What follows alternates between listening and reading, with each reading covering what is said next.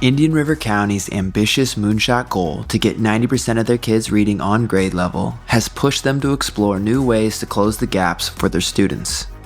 One thing they discovered is the power of art as a super tool to help kids improve their literacy and ingest what they're learning, especially for their students far behind in their high poverty schools.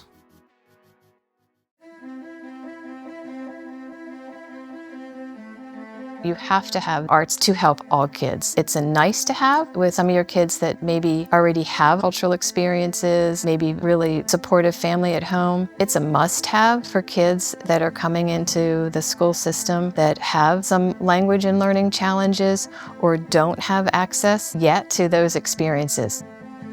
We as a public school system and as a community have to ensure that those experiences are in place to close those knowledge gaps. Kids from poverty are frequently less exposed to a wide range of vocabulary. Readers who are struggling might need dozens, potentially hundreds of repeated exposure to a word in order for it to stick.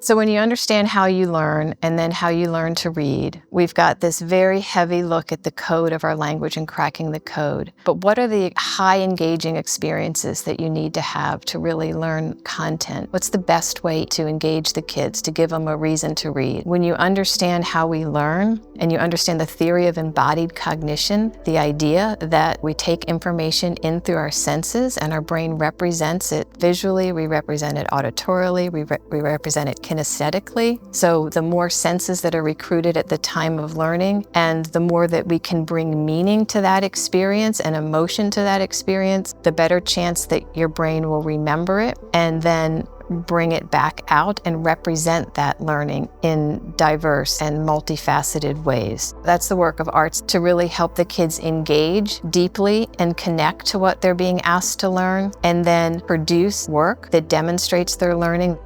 So relative to our 90% goal, I'm always on the lookout for what's going to take to transform that experience between the parent and the child or the teacher and the child. And one of the things that I didn't fully understand was the power of art and literacy. Debbie Arsenault is an art consultant that the Learning Alliance used early on in our programming. And we saw that she was making magic happen in classrooms. Miss Debbie is going to be helping us today, and we're going to be acting out some stories. Are you ready?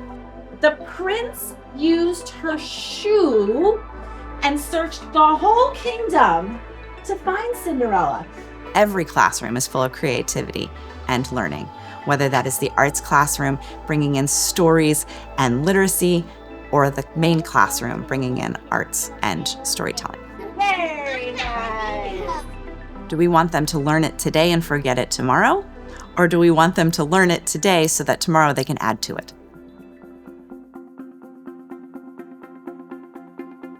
To get to our 90% goal, we know that we are going to need to reach some pretty challenging kids. How do you reach that kid that you just don't think you can? You could ask a teacher to create 20 different lesson plans for 20 different students in one room, or you could create a lesson that includes experiences like arts experiences that hold space for that whole range of kids.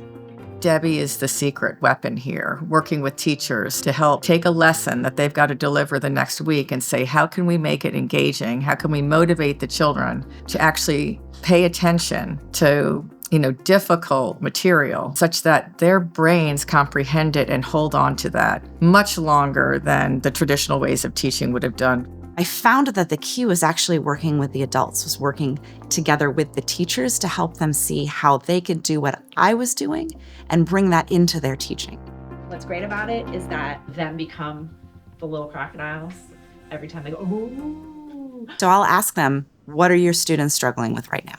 Okay, they're struggling with fluency. That says to me, we're gonna do some monologue work, or we're gonna take those little nuggets of the text and we're gonna read them over and over and over again so we feel really good about it. Guess what we're doing? We're reading it over and over and over again.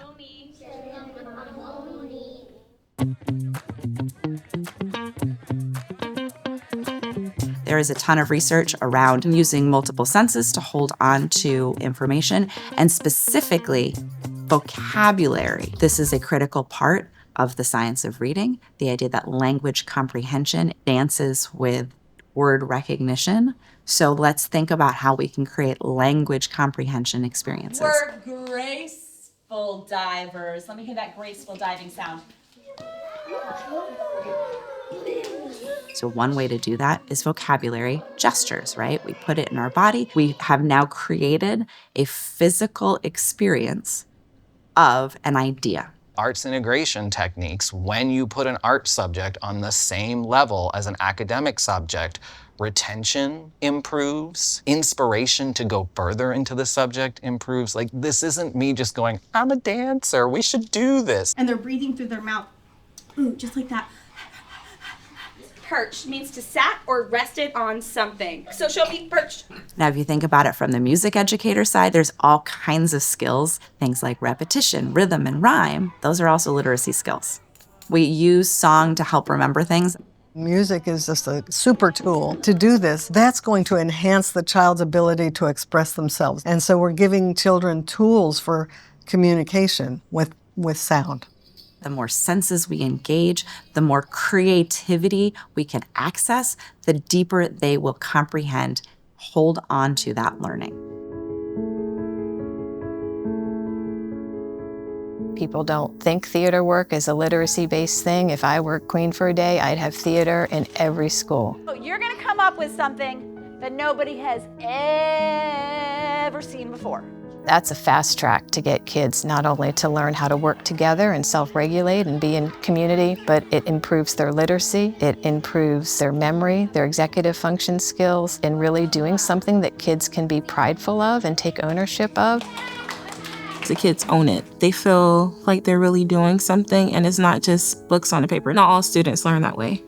It gives them responsibility, which I think builds character, which I think builds confidence, which I think then spills over into that classwork. Helping teachers see that, coaching them so they feel comfortable, that's going to get us to a whole new relationship in the classroom space. I saw Debbie doing with the teachers was helping connect those engaging experiences to actually children's success in mastering the content and teacher success in teaching kids in such a way that more kids would excel and master the content. On top of all this theater work, they also connect and inspire their kids in another way, with Moonshot the Puppet. Basically, I spread the joy of reading. We share stories together, and like I do videos and stuff for classrooms and for different groups of kids. Kids also can ask questions to me, so they write letters, and then I respond to the kids, and it kind of goes back and forth. And then when they come up to the Moonshot Reading Rocket, I'm like, free books, everybody, free books. I just love learning.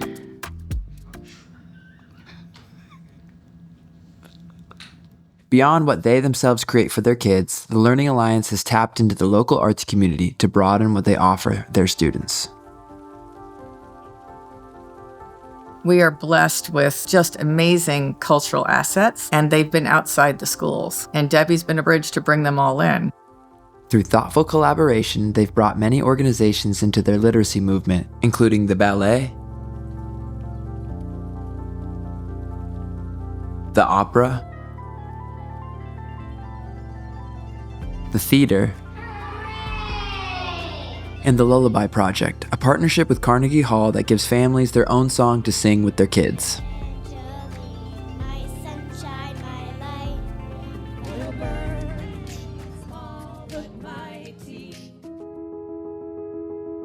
If I can unlock that possibility in my collaborators, then we unlock that in every kid we touch. They do a lot here, and every community expresses creativity in different ways with the unique artists living among them. But watching how Indian River County has integrated their artists to help them teach reading and engage their most needy kids has given us a few ideas for how any community can embrace art to improve literacy with their own. How integrating art into lessons creates high engagement that improves literacy and brain development. How valuable it can be to have an artist whose sole job is to help teachers improve lesson plans by integrating the arts in a school. How teaching with movement and using our senses helps kids create deep connections to what they're learning. How working in theater creates rich learning environments. and how bringing your local arts community and public schools together can amplify learning for your kids. These experiences, these real intentional learning experiences, are not a nice to have, they are a must have for all kids to ensure that we reach our 90% goal and beyond. We want kids to be able to read through creative teaching that includes the arts. We can reach those kids, we can get their brains on fire, we can light them up. That's gonna bring all of our kids to where we need to be to become literate, compassionate, creative, lifelong learners.